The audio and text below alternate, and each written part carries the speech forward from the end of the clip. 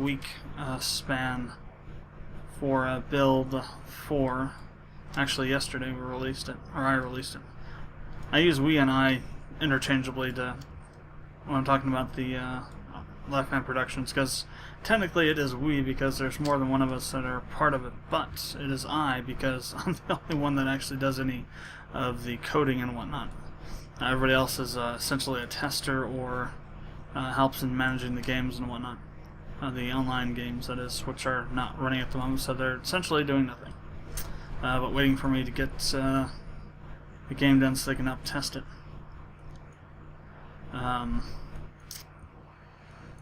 Not this current version, but one of the later versions for the beta, I think, is what most of LMP Squared is waiting on. But we just got done with. I just got done working on build 4, and it was a pretty heavy build, actually, because there's what I added in was essentially mining. The ability to mine asteroids and adding asteroids into planets and asteroid belts, or rather, asteroids into asteroid belts and then asteroid belts to planets. What happened was that by doing so, it required a necessity of having the ability to both store and sell things from storage and on stations, period, really. Be able to sell stuff, period. Because that wasn't you weren't able to do that yet. Because technically you weren't even able to get things other than resources. You weren't able to get any items. That changed that, and so I had to spend pretty much 62% of the entire time I had to work on the build adding that stuff in, and then adding in the tertiary things that were needed because of those secondary things. And then even further, there's also what would be what's the quintessential, maybe? No, that's something else. I don't know what the term for fourth tier kind of stuff would be. So you got second, third, or secondary, tertiary. What would 4 be? It's an interesting little thing to research, I guess. But there were things that were required by even that system. And then also having to edit all the database and tables and whatnot. It's just a huge mess. And frankly, I'm surprised I was able to get as much as I did get done in terms of debugging it. Because there wasn't really that much time. It was barely a week for debugging in earnest, really. If I want to be completely candid about it, it was actually more like 3 days for debugging. Because, well, 4 days. The first day was for debugging, and then after that I realized I had to add in a bunch of other things, and then the other 3 days I would have had to use for debugging as well ended up being days where I was adding things because of some problems that I found.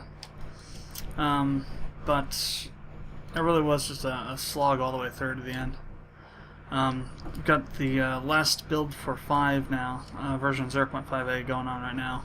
It's going to be a month-long work session on that. And this one's essentially going to be just locking down what's already in the game at this point in time. I'm not going to be adding anything else right now. Except unless it's absolutely necessary, like if I need to add in another station function to deal with something because it doesn't work, it's the only one, or if I have to change something. But for the most part, it's just going to be about debugging what's in the game and adding more content, as well as getting the rest of the options that are in the game at this point in time fully completed, because there's some that need to be tested and probably fixed, because I'm pretty sure that some of them don't work at all properly as they're supposed to.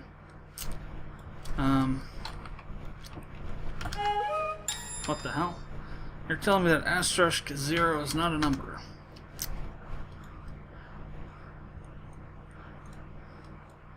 Where did you get such information?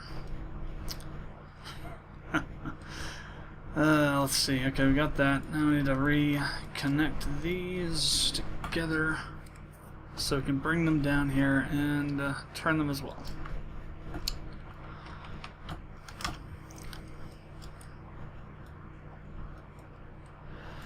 The major changes are going to be in build alpha 0.6 alpha, and that's where we're going to start introducing, or rather, we'll blah blah blah blah blah, where we will introduce the modding system, or rather, well, I will introduce it.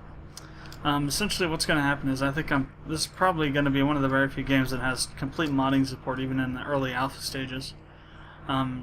Is essentially we're going to have a SC is going to be completely moddable, and I think you've probably heard of this before, but I'm going to go over it again. We'll be able to do pretty much anything in terms of modding, except for really specialized cases. But for the most part, it's going to be as moddable as possible. And in order to achieve that, we have to have a very unique way of doing modding, and that's going to be through external INI or config files, kind of like what Valve does with. And I see this. I think this is actually a longer distance. Now that I'm looking at this here, where are we at? Down here? No, down this way. So it doesn't quite make it all the way across. Interesting.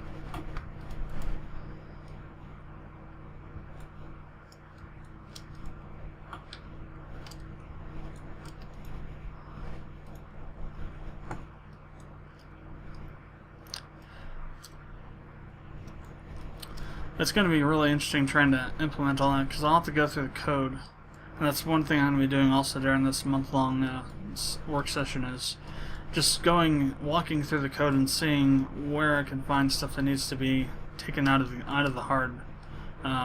code, so to speak, become non-hard coded, so I can add it to the files. Like, for instance, item ID ranges or something that are used for randoms. Because whenever you have a situation where you can add items in terms of mods, you have to allow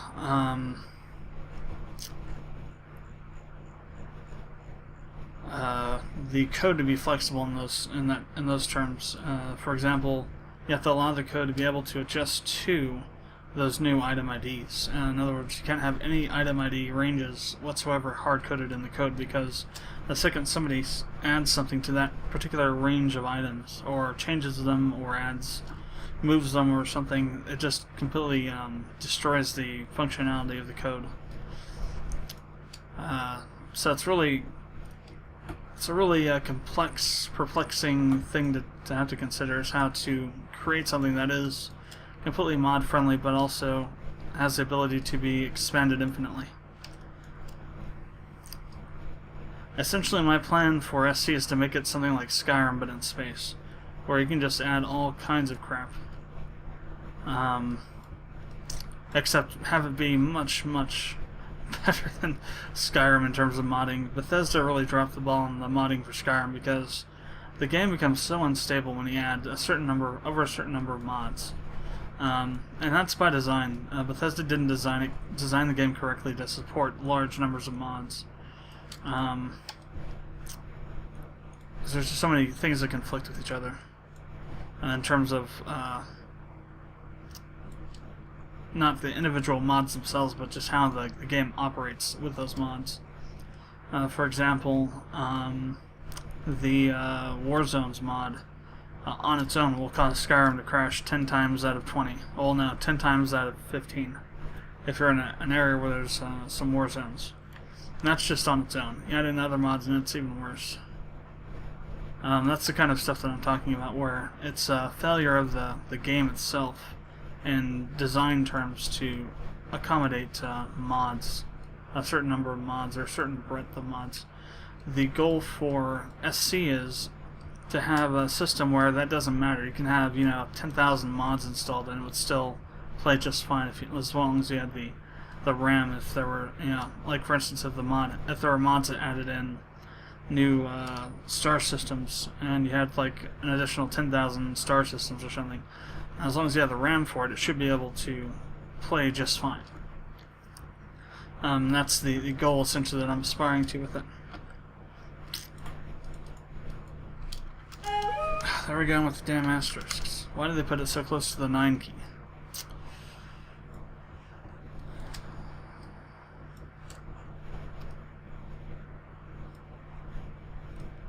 It's also made, the modding system is also going to be made, so it's very easy to mod things. You don't have to edit, strange files. You don't have to deal with, really weird file systems. It's just a basic INI file and SQLite database, which is extremely easy to use. I've always questioned the use of weird named files like ESMs or VMF files or essentially custom file extensions. In terms of well,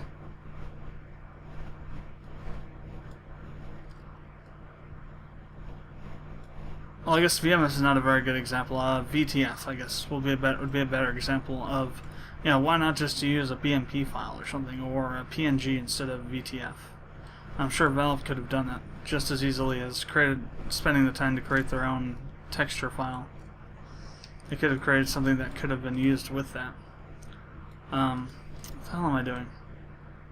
Let's see where we're at. We're back over here. Yeah, I can see I have the bloody thing selected. Control N. So it's going to be very easy to mod things into the game. Essentially, everything's going to be contained within the database. That includes file paths for models and whatnot. It'll be very easy to work with. Alright, that's everything. Oh, I guess we gotta add them to these too, don't we? We'll have to remake them for those, because these are made for these huge ones. Or we can just resize them, I don't know.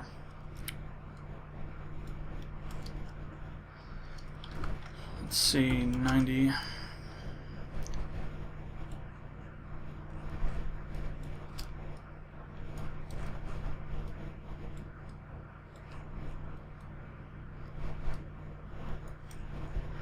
Basically, the game's going to be made to try and be a kind of competitor with the X series. As everyone else, probably not for the same reasons as everyone else, is kind of let down by the most recent X game, Rebirth. They built it as something that it really wasn't. I still like it. It's a kind of pretty awesome game, but at the same time, they removed probably half the features that make the X series what it is. The ability to use any ship you want, for example. That just destroys so much of what the game is, and just takes away so much from the experience. I don't really care if that's what the story was designed for. It shouldn't have been made that way. Let's see. Well, they're supposed to be in here, but I don't see them. Maybe they're below. Oh, that's it. They're down below, I bet. And there they are. Okay, so let's unhook them and put them into groups of 2 so that we can move them around. Alright, so let's have a look here. It's not going to be exact, I don't think, because the spacing is different. Actually, the spacing is right. It's just the height that's wrong here. Let's bring it down.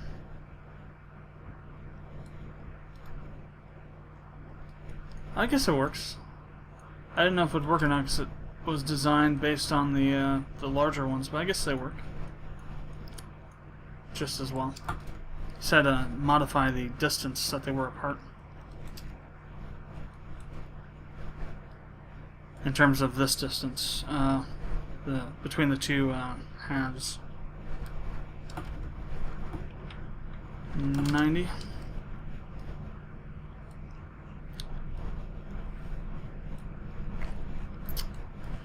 And bring him down.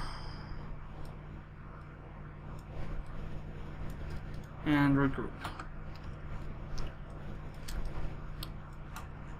I'll add to these other ones too.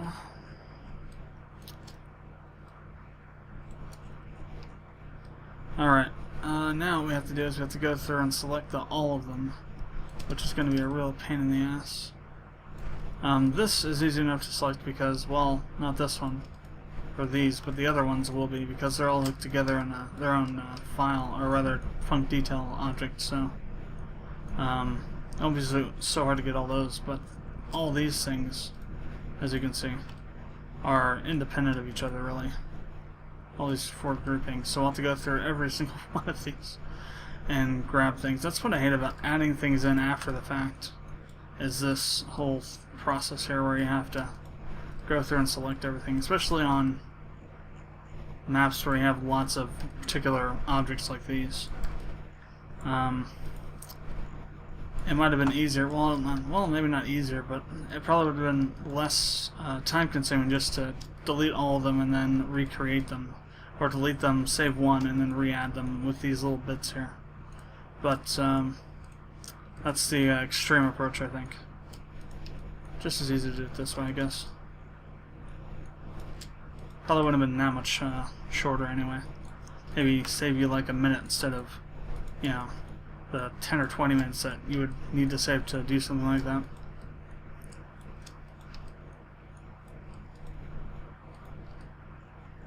Of course, it's going to be even longer to go back through and you know, texture all these with the proper texturing. So that's going to have to be done as well.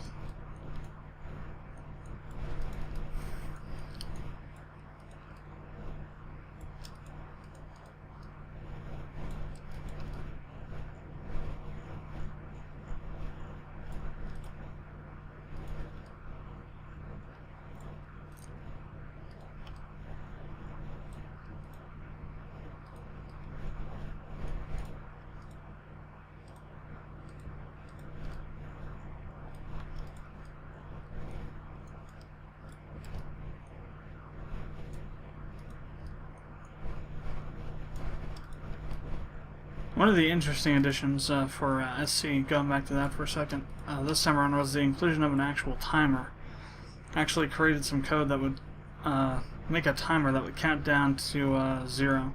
Use it for mining cycles, so whenever you start a mining cycle you have to wait a certain amount of time based on the particular laser that you're using for the mining cycle to complete, and then you get the ore at the end of it. Again, trying to emulate some of what Eve does. At the core of it, this is really going to be similar to what X strives to do, which is to be a offline Eve clone, essentially. But this one's going to be more story-oriented than Eve is. So it's going to be closer to X, I guess, in those terms. Is that all of them? Now we got some up here. Now we got those two. What am I missing? I know I'm missing something. Something somewhere.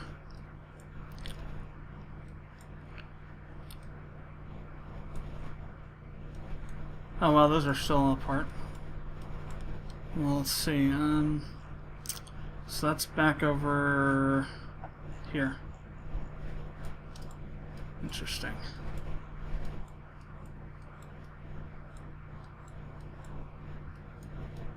Now I guess that's everything. Alright, we'll go ahead and select these. That should be all of them, hopefully.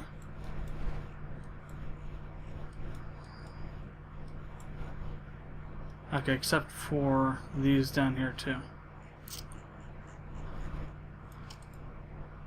Alright, so we'll go ahead and group everything and tie them all into their own func detail here.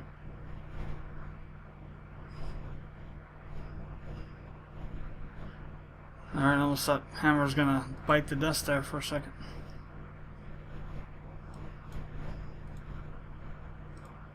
Alright, so now they're all grouped together. So now what we need to do is we need to take this one specifically and copy it. So we're gonna go ignore, well, yeah, ignore grouping. We'll select all this stuff here. Unselect the walls, and what else do we have to unselect? Or is that it? I guess that's it. And then we'll just copy it. Out here.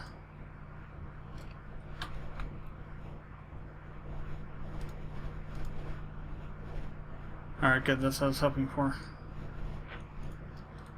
And these are all grouped together on their own. Good. And yes, lag. Massive lag. Alright, so we got this here. The way that this works is pretty simple. You just line it up with the walls and this bar thing here, which isn't lined up properly anyway, so that's kind of ridiculous. So I like to do things like to make sure that they're all evenly spaced out and spaced out the same consistently. It just looks a little more professional that way, other than having, you know, something be super close and super far on the next one. A little over, bring it down one. Alright, and then we just take this, move it over, and rinse and repeat.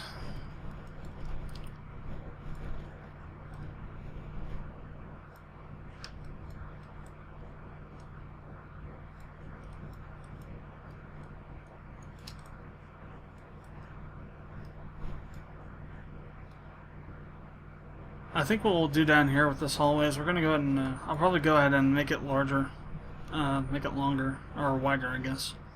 I originally had meant it to actually be that short, but on this one over here I meant to shrink it down too and never did, or rather brought it back out to normal size, the regular size. So I'll probably do the same with this. Well, it would break up the monotony of having hallways all the same size. It also doesn't really work for what we're doing with these, because we'd have to make something even smaller. That wouldn't really work as well, because it would make the lighting, I don't think, would work very well in that small of a space. It would just make it full bright, probably, because everything would be so close together. Alright, so now with this, how we handle with this is if you're going to hit one of these over this line, I don't put anything there. Normally what I try to do is I try to start at this line and go backward by 2. Start at just 2 over one of these lines, put it there, put this there, start it there, and go backwards. But if you can't put it at that point, I just don't put anything at all. Oh damn, we don't have a sideways one, do we? We'll have to recreate it, although that's easily done. The way we just do these is, if there's only room for one, then we do it by the center, wherever the center of the hallway is. We line it up there.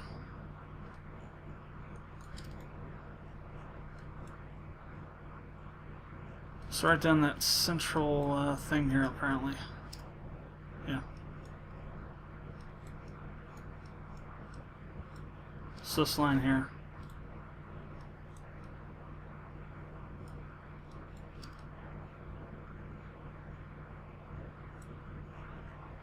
Alright, and then we'll go ahead and cut it.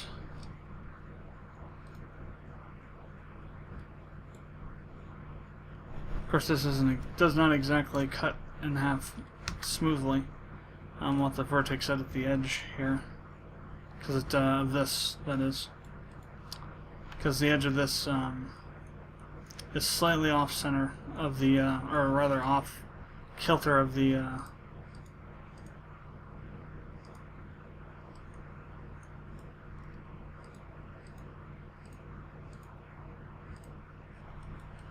It's on this side.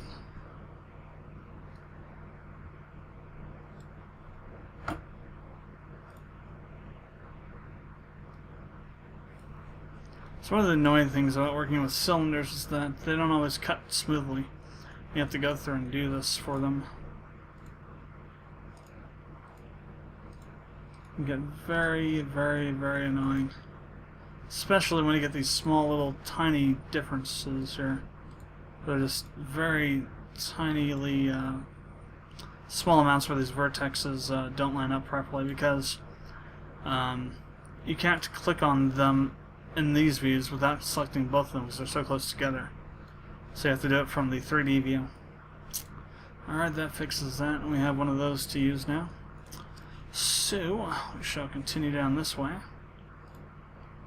Grab our full one here, set it up 2 units off, and then line this up with it, and continue down the hallway.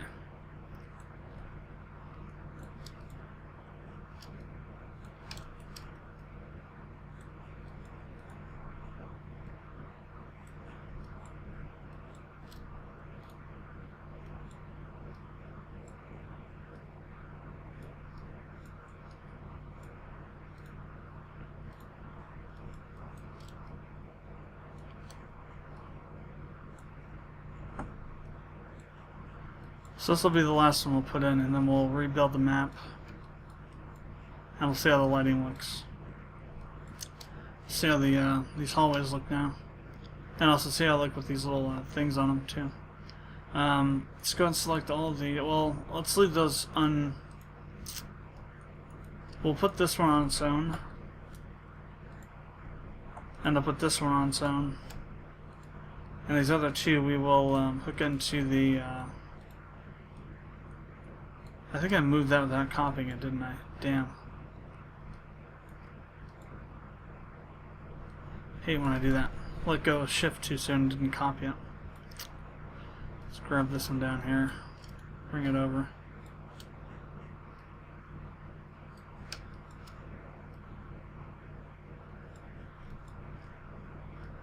And we'll hook these other two up, three up with the, all these other ones up with the other ones that we'd already tied into a detail before.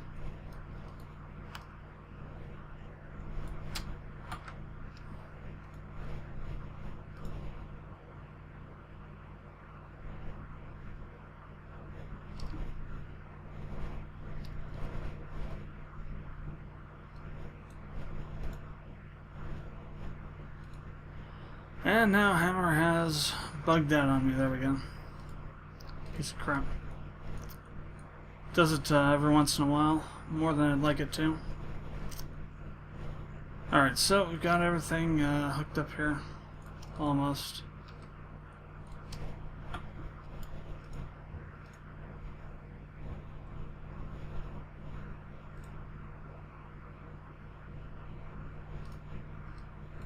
Alright, so that should be everything now.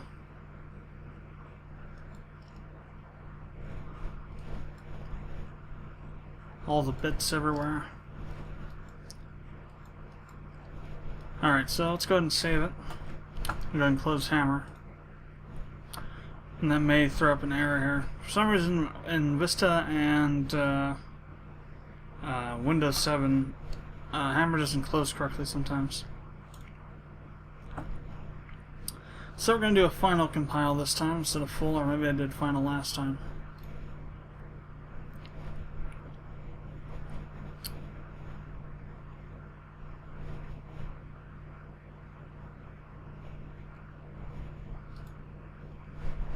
Well, that's interesting.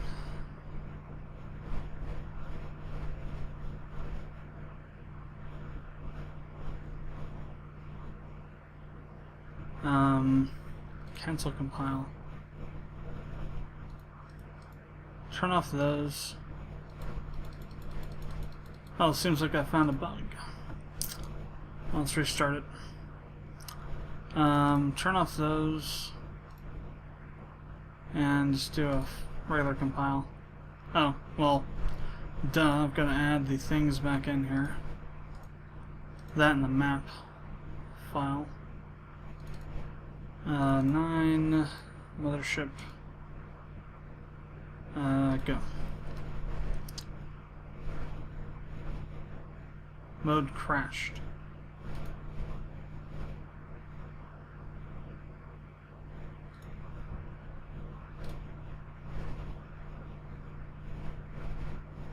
That's interesting.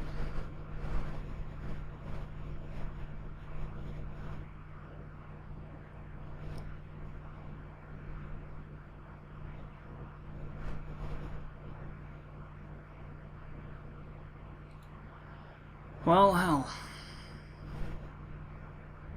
Let's get this back open.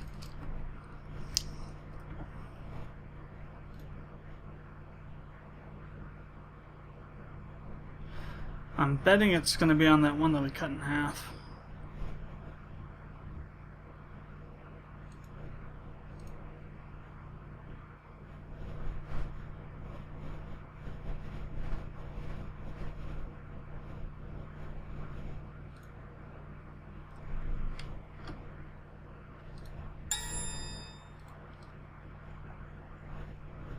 Invalid solids.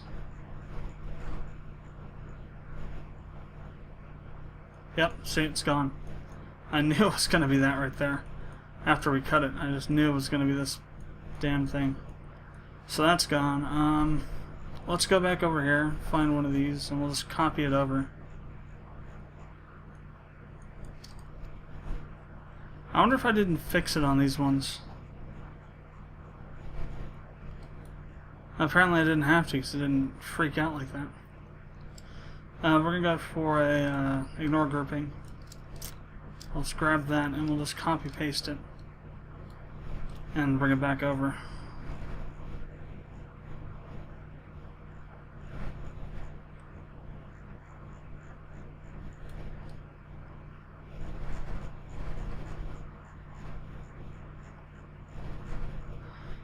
So we want to rotate it this way.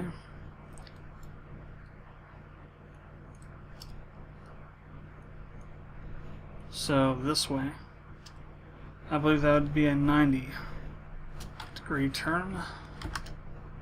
Yep, alright. Go and stick it in here. Alright, and that should fix that. Save. And let's try this again. Yep. It's just funny how one screwed over, one frilled brush can bring the whole thing down on its knees. Alright, go ahead and close this again now. What the hell?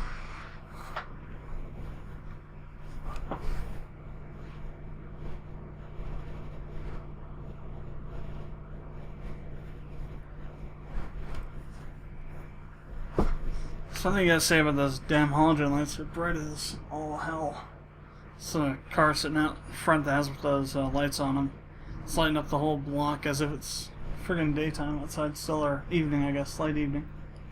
They're so damn bright. So, final. And we will wait for a little bit here for it to finish. Viva still takes no time at all. The only reason that Vivus takes a lot of time is either you have a huge space, like you have a skybox around your map that has a huge amount of space in it, or you have so many no-drawled surfaces that can see through to other parts of the map that it just takes forever. Because I guess what happens when you no-draw a wall, the game will draw everything behind that wall. Because the wall no longer blocks your visibility, so that's why they say never no-draw a wall, because it besides because it leaks, but also because optimization-wise, you remove that view blocking quality of it, and so it will render everything behind it. So if you have like half the map behind it, it's going to render half the map even though you can't actually see that portion of the map. And so that really hits the performance and speed for Vivas. In my case, though, was that I had that huge space being taken over, or being having to be filled up by Vivas because of the skybox.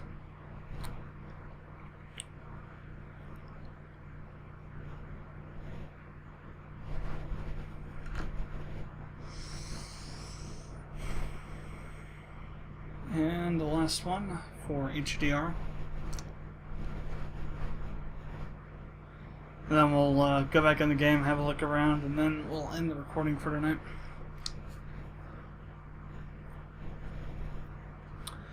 I'll probably do a little bit more recording later on, closer towards the update release, so probably next week or maybe even on Monday 2 weeks from now, on the 31st.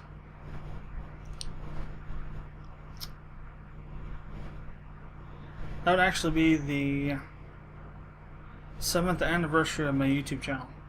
So I created it on March 31st, 2007.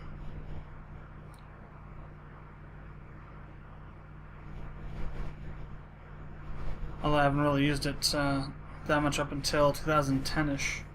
I started doing the walkthroughs. Alright, getting done. All the bounces.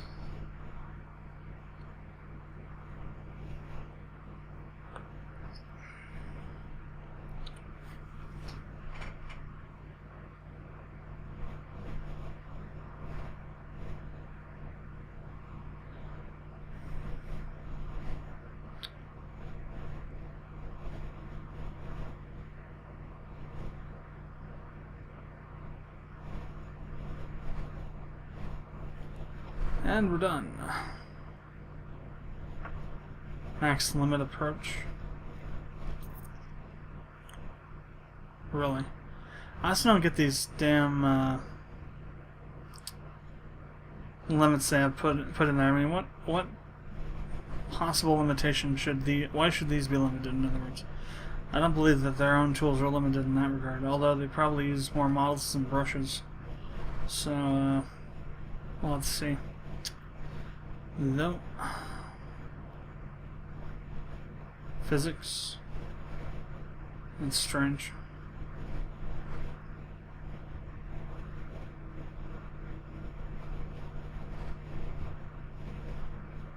Let's go ahead and load up the map though and see what happens there. I'm gonna go ahead and stop recording for a second so we can turn off desktop mode, and I'll see you in game. Alright, so map, see mothership. Now let's go have a little look around. Again, we gotta build the cube maps. We'll do 10 bounces this time.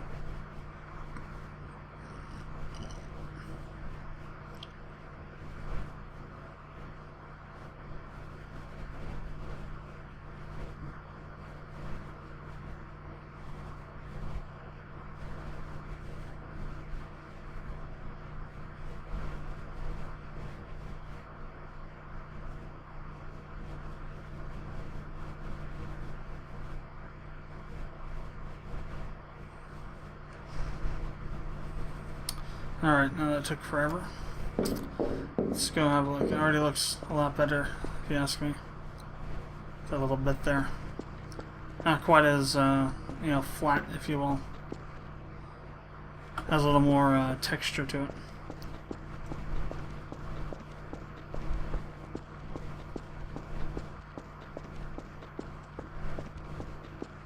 So looking down the hallway, we can see finally. I'll have to probably go through once we get these things done up in, as far as texturing goes. I'll have to go through and probably put these things through proper so I don't have to worry about the running out of brush sides and whatnot. Had to do that with the with the C25 mall map. Now I'm just kind of fell off the grid as far as being worked on. Cool. Well, that's going to be it for now. Hope you enjoyed watching me essentially do boring stuff in Hammer. If not, then don't shoot the messenger. Tell Valve to make Hammer more fun. Maybe add in random program crashes. Oh wait, it already has that. Well, I don't know then. Something to make Hammer more interesting. Maybe random quotes from anime characters or something. But until later, it says GOL, and I will see you later.